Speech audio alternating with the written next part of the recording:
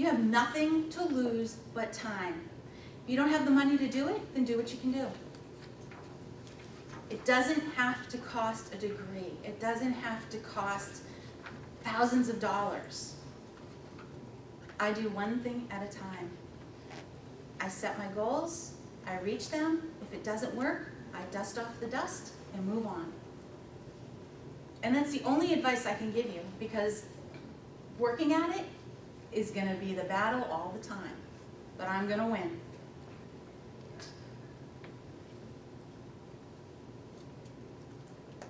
Help it grow into something beautiful and unique, because each and every one of us is just that, beautiful and unique in our own way, and we all have gifts. And keeping those gifts to ourselves do not make them gifts. It makes it selfish. So share them. I love this quote. T.D. Jakes, if nobody knows him, he is a pastor, and he is from down south, and he can preach it. If you can't figure out your purpose, figure out your passion. For your passion will lead you right into your purpose. I never knew what my purpose was. I never had, you take all those things, I don't know, that doesn't feel right. But now that I found a passion, I know what my purpose is.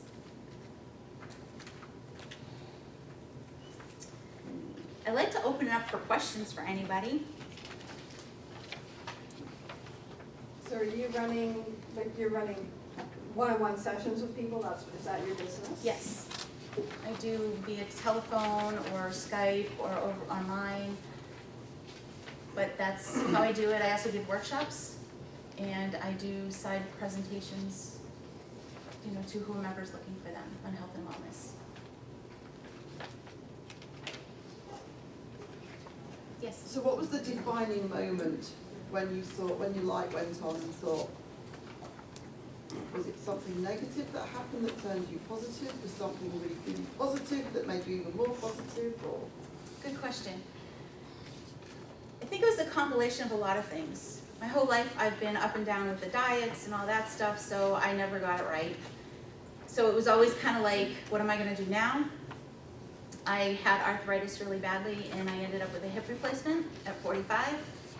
And so all these things added up. My mom getting sick, me knowing enough about nutrition that I tried to steer her in certain directions, and she was old school, and the white coats won. And that's what I call doctors, are the white coats. So it was a couple things along the way.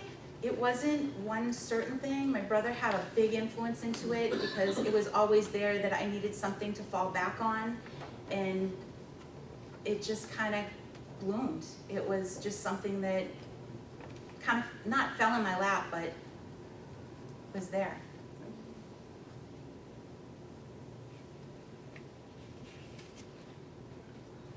So you mentioned that, finding your passion led you to defining your purpose. Yep. So what would you say is your purpose, and how long did it take to make that connection? I think once I started going, once I got on the road into digging and finding out more information, it was like just bubbling. It just all started coming out, and I was talking to people. And it really got people thinking. Like my coworkers, we'd go for a walk at lunch, and I'm like, you know what I just found out? And I would start blah, blah, blah. And next thing you know, they're like, wow. And then somebody had said to me, you really need to kind of share that with people. You could go into business, because you have so much knowledge in your pocket that people want to hear this stuff. And that kind of wrapped up everything else and planted another seed for the business, but it's all kind of together. It's all in one potted plant, if you will. So it's just a couple plants coming up. So when you get those voices that say you're not good enough, why on earth are you doing this? What is it, do you think, that changes you around? It's a practice, and it did not come overnight, but I usually turn to my cheerleaders if they get loud enough. The second thing is I've done a lot of beating up of them, and it's more like a mental thing. Like I will, have an argument with them, and depending on how it goes, there's a whole process, there's a lot of books out there, Mindset is another one, and I follow people. In my handout, I also gave resources of people I follow. Mel Robbins is a great one. She is a powerhouse of a speaker, and I just read her book, 5-Second Rule, and she talks about having 5 seconds to change your mind. And if anybody has a habit or wants to step out of their comfort zone, use this. It's 5, 4, 3, 2, 1, go. And it works with getting up with the alarm clock. It works with a lot of things. So I've learned over time how to overcome some of them. I'm not saying that my nerves don't go crazy, but I usually have it. I'm much better than I once was. Yes. You mentioned Dr. Sears Health and Wellness. There are a lot of, how do I want to put this? Just say it. There are a lot of industries out there that are in the health and wellness field that are not exactly up and up. You mentioned that in your speech.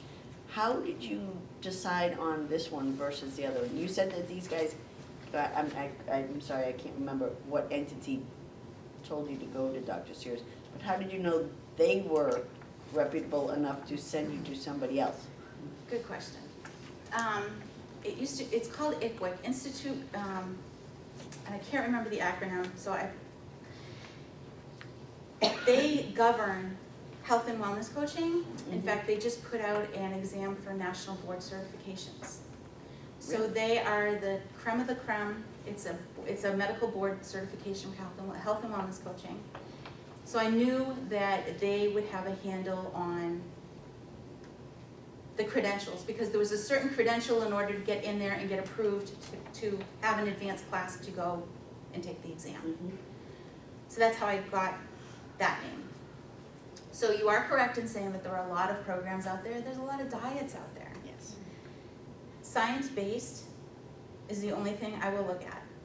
If there's no studies, no peer reviews, nothing backing it up, I won't even, you see all these things on Facebook, oh, the miracle X, Y, and Z, click here, and there's no criteria to it. So it's kind of like shooting in the dark. But everything I do, I will back it up with research before I will present it. And I have reliable people that I do follow. We'll talk offline.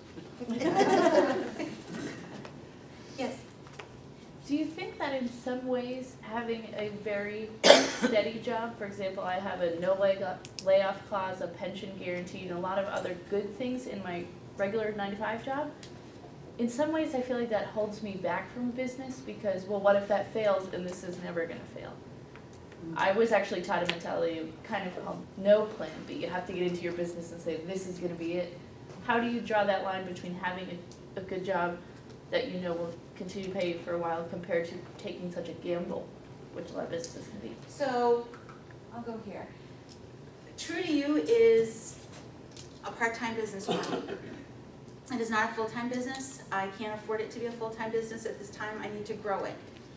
I have a 5-year plan because at 55 I can retire with my pension. So I'm stuck. Who's in here? I'm really stuck in my full-time job because if I leave now, I take a hit on my pension and I can't afford to do that either. I am a single woman, so I have the mortgage, I have the bills, I have the mortgage, I have the car payment, all that stuff. And I'm not saying that I'm not willing to downgrade and make my business what I want it to be, but there's so much out there that if I do it with just True to You, fear really holds me back from just diving into that on top of losing the pension. So you have to know where you sit. And I know where I sit. So 2023, I can retire at 55. I'm 51, so you don't have to do the math. So I can retire at 55, be done with that. I have a 10-year lag before Medicare kicks in. So I've already looked at the numbers somewhat. I need to do more research on it to see how I'm going to make that 10-year gap feasible. So you have to know. You have to do your digging, and if your job is solid and you don't have any worry of any of that, try doing something part-time because your passion isn't going to be work. This is not work for me. I sit till 11 o'clock at night doing whatever I'm doing, and I'm like, I gotta get up at 4:30, go to bed. So it's something that you enjoy it. That's spark. Yeah, the caveat is, if you're in that job, yes, it's security, but if you're miserable every day, is it worth it? You have to make that, you have to ask yourself that question. Because that was the case with me. I'm thinking, I'm giving up a $65,000 a year job to possibly only bring in $20,000 a year. But the $65,000 a year job was making me sick literally every morning. So I went out on my own and I've been happy ever since. I'm not wealthy, but I'm happy. So it's like she said, it's all about what you're willing to do. Yes. I'm sure it's been really enjoyable sharing your success stories with your clients in the Toastmasters setting. So I was just wondering, what are your success stories with your clients? And just interested in also what nutrition path you ascribe to. So successes with my clients. And with yourself too. With myself. I'm a constant work in progress because I am my worst enemy. That's key, and I will disclose that.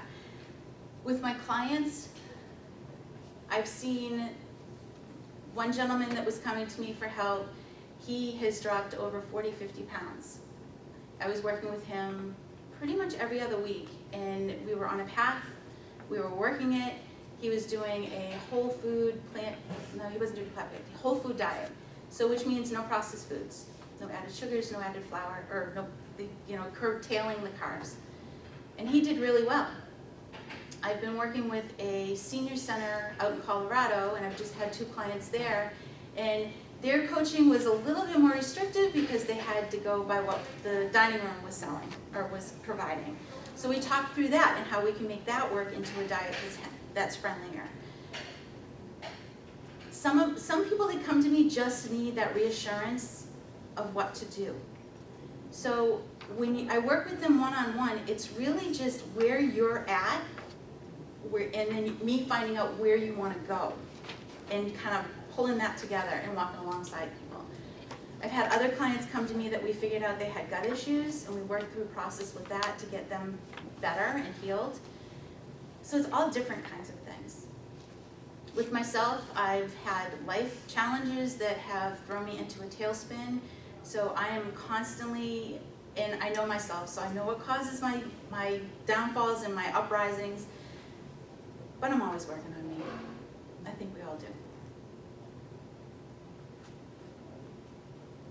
Yes. Cindy, I appreciate your enthusiasm here. I wonder, how would you advise, say, a young person trying to get started in something who maybe is like one step before what you're doing? Maybe they struggle perhaps with kind of motivating to get to the point where they do a profile or... So they're stuck. Yeah. You can't make anybody do anything. You can lead the horse to water, but you can't make it drink. I'm guessing it's a child, maybe? Yeah. An adult? Okay. Young adult. Set the example. You could say, I tried this. How about if, why don't you try doing something like this, and pointing them to that. You can't make them do anything. And the only reason I'm saying that pretty boldly is I have a daughter that's worse than me. She's more headstrong and more opinionated than I ever was. I can't, unless she comes to me, I can't even suggest, because she bucks it. And you don't want somebody to throw it all, caution to the wind, and say, forget it, I'm not doing it. This backstory with her is she went to college and decided that she was free and decided to party. Not even one semester in, I begged her to stay just one semester. She dropped out. Long story short, she had fall after fall after fall. Now she's back on her feet, and she's finally going back to school. But that took 3 years, and I had to watch. I couldn't. I could only be there. I couldn't be the safety net. I had to watch.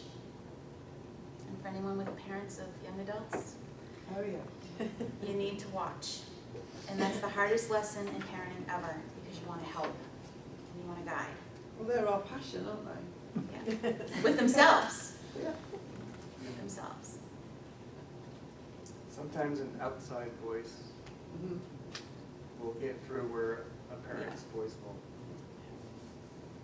That's so true. Which Especially is some of the always public on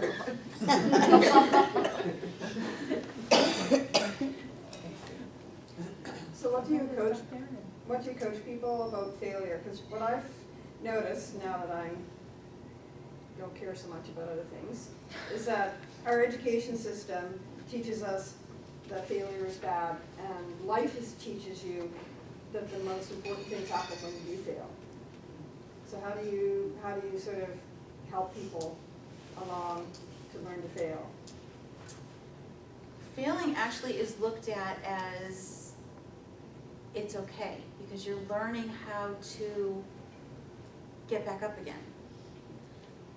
So I will agree and disagree with it.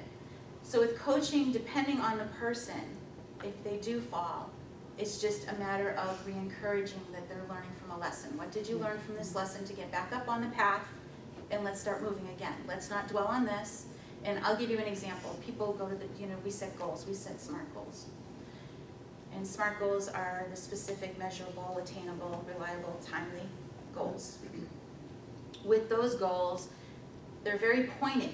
So if you came to me and said, I need to get exercising, okay, what do you want to set for a goal?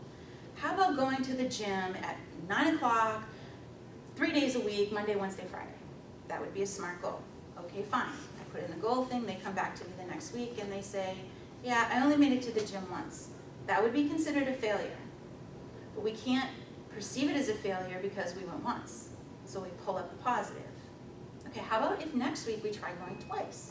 And we kind of work it from there, because maybe you're setting the bar too high, and that's why you fail. So it's all in the person, and you kind of get to know with the collaboration, like where you are with that person and what that person's capable of. Does that answer your question? It's individual. So you've obviously gone through a pretty incredible journey here. Is there something that you learned about yourself that you never thought before, right? Like, for example, you thought, oh, I could never do this, or I'm never that kind of a characteristic. Is there something that now you're embracing and it's like, yep, that's me, that's something that... All of it. I'm a horrible goalkeeper. I'm my worst enemy. So that accountability piece that I hold for my clients, I need to hold to myself. So I have to seek that from somebody. And that's kind of what keeps me on a path and keeps me going. So I can project the health and wellness for others. So yeah, all of it. All of it. Discipline is huge. I'm like a little rebellion. Oh, just that, and then it doesn't work that way for me. It's all in or all. It's all in or nothing.